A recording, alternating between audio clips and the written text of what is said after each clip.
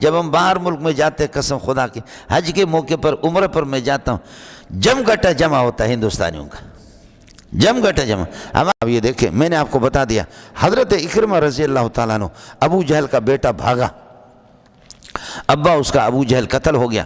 ابو جہل جب قتل ہو گیا نا اس میں بدر میں قتل ہو گیا. حضرت اکرمہ بھاگا. حضرت اکرمہ یہاں سے سمندر کا سفر کر رہا تھا. سمندر میں جا کر کے کشتی پہ بیٹھ گیا تو کشتی والے جب کشتی چلا کر کے چلے گئے موجیں اس قسم کی آ گئیں تو کشتی والے نے کہا کہ آج دریا اس طرح مست ہے سمندر مست ہے کوئی بھی نہیں بچے گا اللہ کو پکارو اللہ بچا دے اللہ بچا دے. حضرت اکرمہ نے کہا یہ کون سا اللہ ہے اسی پر تو میرا باپ مارا گیا اسی پر تو میرا باپ ہم اس اللہ کو نہیں مانتے سارا اسی سے مانگو سمجھے.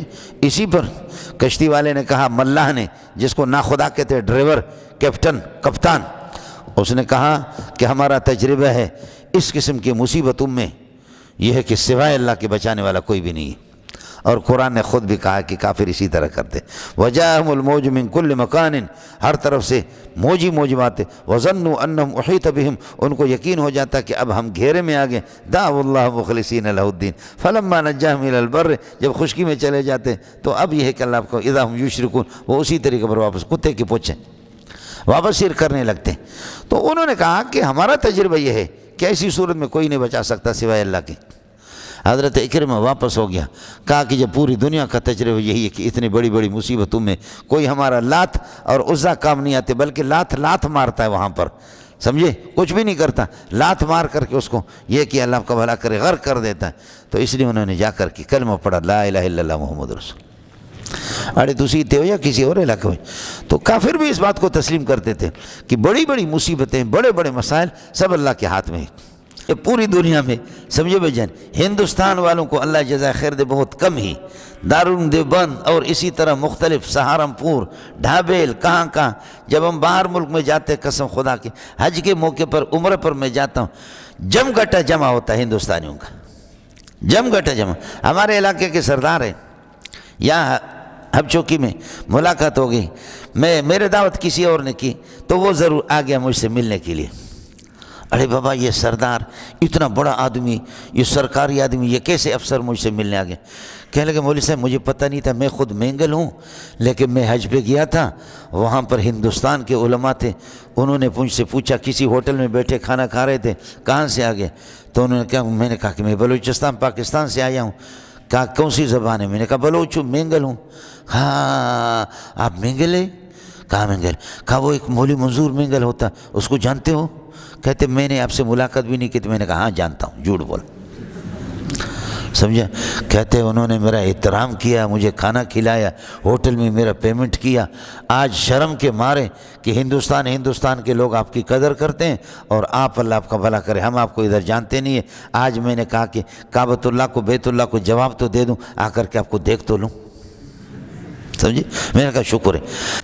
لندن میں ایک ڈاکٹر ظالم اللہ آپ کا بھلا کرے اس نے میرے آنکھوں کے چیک اپ کی جو مجھے بتایا کہ یہ ایک چیز اتنا ماہر تھا مسلمان تھا انڈیا تھا سمجھے. وہ ساتھی بتا رہے کہ 250-300 پاؤنڈ صرف اس کی چیک اپ ہے 250-300 پاؤنڈ جو آپ کے لاکھ روپے بنتے لاکھ روپے آپ کے صرف اس کی چیک اپ ہے سمجھے.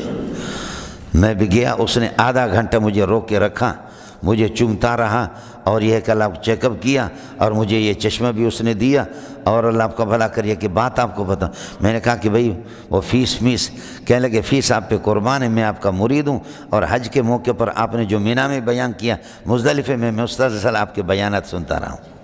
میں تو وہاں لوگوں میں موجود تھا جہاں پر آپ کا مینا میں بیان ہو گیا میں تو آپ کا مرید ہوں اور مرید پھر یہ کہ کیا ہے مرشد سے پیسے کس طرح لے لے. میں نے کہا یا اللہ مرید ہو تو ایسا ہو نا سمجھے مرید ہو تو ایسا مرید ملے تو اس قسم کا.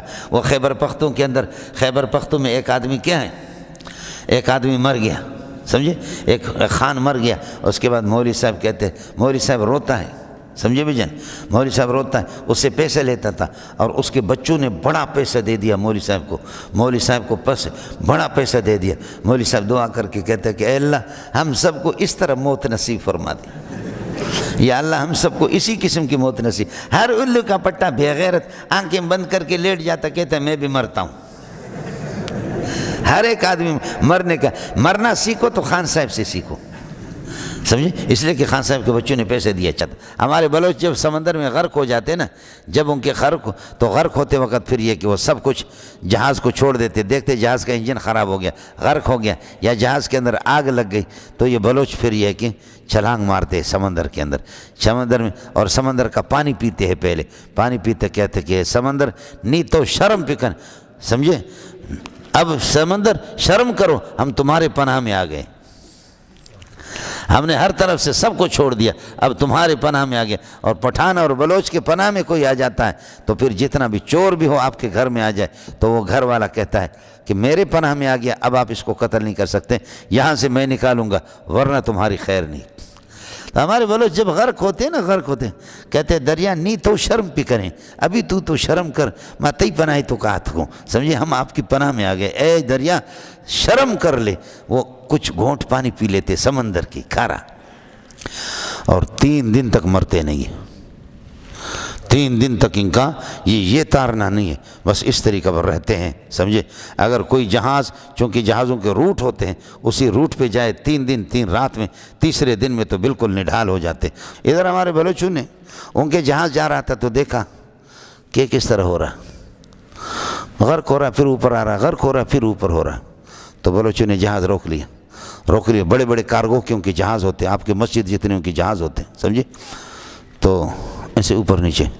وہ ایک بلوچ نے کل آپ کے لیے کھجوریں بھیجی ہے، لیکن وہ رمضان میں آپ کو ملیں گے. سمجھے بھائی؟ ہاں،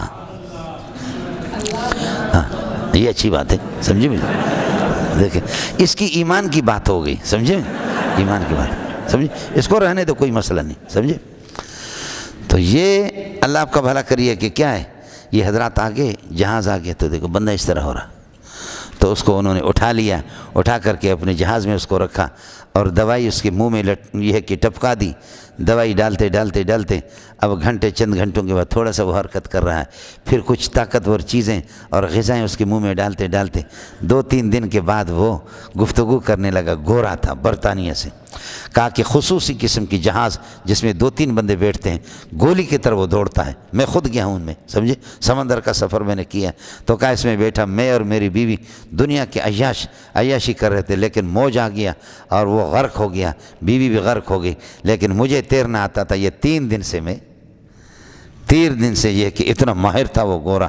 اور ابھی میرے آدھا گھنٹے میں پونے گھنٹے میں اگر آپ نہ پہنچتے، میری زندگی کی آخری گھڑیاں تھیں. بلوچوں نے اس کو دوائی موائی کیا، علاج کیا، اس کو ٹھیک کیا. لیکن وہ گورے کا بچہ پھر یہ کہ برطانیہ چلا گیا. بلوچوں کے لیے اللہ آپ کا بھلا کریے کہ ویزا بنا کر کے بڑے بڑے ان کے چیدے وہاں جا رہے. وہ سال میں 2-3 مرتبہ ادھر آ رہے. کہتے میرا خاندان تو یہ مسلمان لوگ ہیں کہ انہوں نے مجھے بچائے. السلام علیکم. جی دوستو، آپ نے دیکھا اور سنا شیخ مولانا منظور مینگل صاحب کو کہ شیخ مولانا منظور مینگل صاحب کیا بیان فرما رہے تھے.